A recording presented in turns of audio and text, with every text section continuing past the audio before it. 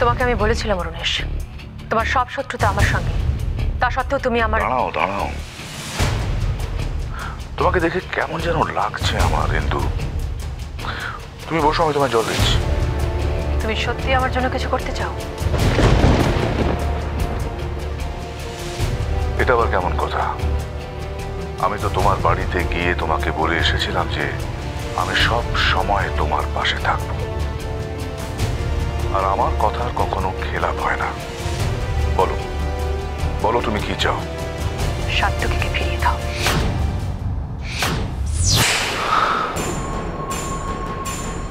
একটা জিনিস চেয়ে আমাকে তুমি ভগবান বানিয়ে দিলে। ভগবান, কিন্তু যে চলে গেছে তাকে কি করে আমি? একজন মায়ের কোল থেকে তার সন্তানকে কেড়ে নিলে কতটা পাপ হয় তোমার ধারণা আছে কোনো অরুণেশ? এমনিতেই তো পাপে ডুবে আছো, এবার এমন কিছু করো যাতে সেই পাপ খানিকটা লাঘব হয়। তোমারও দেখছি কনকের মতো মাথাটা একেবারে গেছে। এরকম বললে কি করে চলবে? সাত্তকী কোথায়?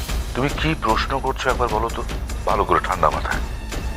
সাত্তকী কোথায় আমি কি করে জানবো?